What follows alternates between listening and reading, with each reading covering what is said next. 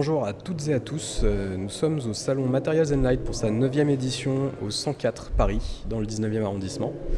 Nous recevons maintenant tout de suite Claire Barbou, qui est secrétaire générale de Bétocib et directrice du Trophée Béton depuis sa création.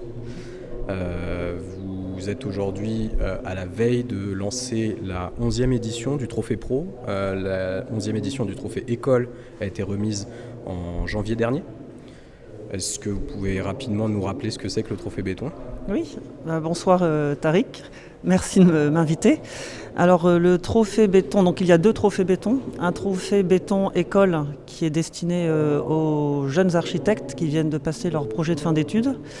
Et un Trophée Béton Pro qui est destiné à valoriser des architectures exemplaires construites sur le sol français. Alors le Trophée Béton École a été fondé il y a 12 ans. Par Paul Chemetov et Franck Amouten, donc 2 architectes passionnés de béton, et qui souhaitaient valoriser des jeunes diplômés, leur donner aussi une visibilité avant de rentrer dans la vie active, donc de les publier, de les exposer, de leur offrir aussi l'opportunité de rencontrer un jury d'exception et de montrer leur PFE, parce que c'est vrai que les PFE, on ne les montre pas toujours quand on sort de l'école. Et voilà, l'idée, c'était vraiment qu'ils puissent s'exprimer avec des professionnels au moment où ils rentraient dans la vie professionnelle. Et donc chaque année, on voit ce trophée évoluer parce qu'il y a énormément d'innovation dans le béton.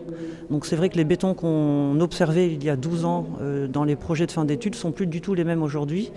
Les questions des étudiants ne sont plus les mêmes et c'est ça qui est passionnant. Parce que quand ils choisissent le béton, ils vont vraiment se retourner aussi vers la recherche, vers les innovations, vers la mixité, vers la réhabilitation. Ils se rapprochent énormément du paysage. Donc nous avons de très beaux projets dans des contextes tous très différents qui valorisent ce matériau et qui lui donnent encore beaucoup de vie et de futur et d'avenir. Mais justement, sur ces évolutions du Trophée Béton, on a un peu l'image du Trophée Béton qui favorise des projets plutôt axés sur l'apparence finale du béton dans la réalisation.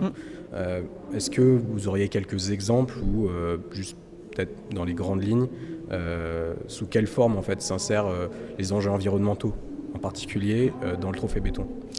Alors, chez les jeunes, on observe vraiment cette mutation. Ils se posent énormément de questions et de plus en plus. Donc pourquoi le béton ? Donc ce qui est intéressant, c'est de voir que dans leur projet, quand le béton a été choisi, c'est vraiment pour ses vraies qualités, qu'elles soient acoustiques, thermiques, pour leur performance aussi structurelle, et pour aussi la mixité des matériaux, puisqu'ils utilisent le béton avec d'autres matériaux. Pour aussi ses composants qui évoluent, puisque le béton se réinvente depuis toujours. Depuis plus de 100 ans, le béton se réinvente. Donc c'est aussi l'intérêt de ce matériau qui est une pierre liquide qui se réinvente et qui a des composants toujours différents. Donc l'année dernière, on a eu beaucoup d'étudiants qui travaillaient avec des granulats recyclés, avec des bétons de site, avec des bétons liés à la terre, avec des bétons sur des structures bois. Donc ça change. Et c'est ça qui est intéressant. Et on le voit aussi beaucoup dans le Trophée Béton Pro, où c'est vrai qu'il y a encore quelques temps, les architectes qui nous proposaient des projets, alors soit en béton coulé en place, soit en béton préfabriqué, parce qu'on valorise toutes les techniques et toutes les mises en œuvre, avaient des projets qui étaient tout béton. Et on ouvre aujourd'hui ce concours à tous les projets où le béton a vraiment une juste place qui parle de réversibilité, de bâtiments transformables, de rénovation, de réhabilitation. Et donc on joue avec tous les autres matériaux et on se dit que le béton a plein de chances pour l'avenir puisque ces nouveaux composants et le travail des chercheurs nous aident à répondre en fait à tous les projets et à utiliser le béton pour toutes ses propriétés. Ok, donc des développements plutôt vers la mixité des matériaux de construction. La mixité, après le béton aussi a toute sa place dans un projet quand il est souterrain par exemple, où on utilise des bétons bas carbone depuis très longtemps.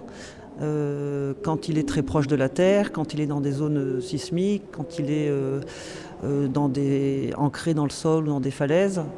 Et c'est ça qui est intéressant, c'est de voir aussi ce matériau qui se marie très bien avec d'autres et qui est aussi très beau seul. Et les travaux de recherche permettent de se dire qu'on pourra continuer à construire avec le béton et aussi les autres matériaux. Eh ben, merci Claire Barbou pour ces éclairages sur, Merci sur le beaucoup béton. de nous avoir invités.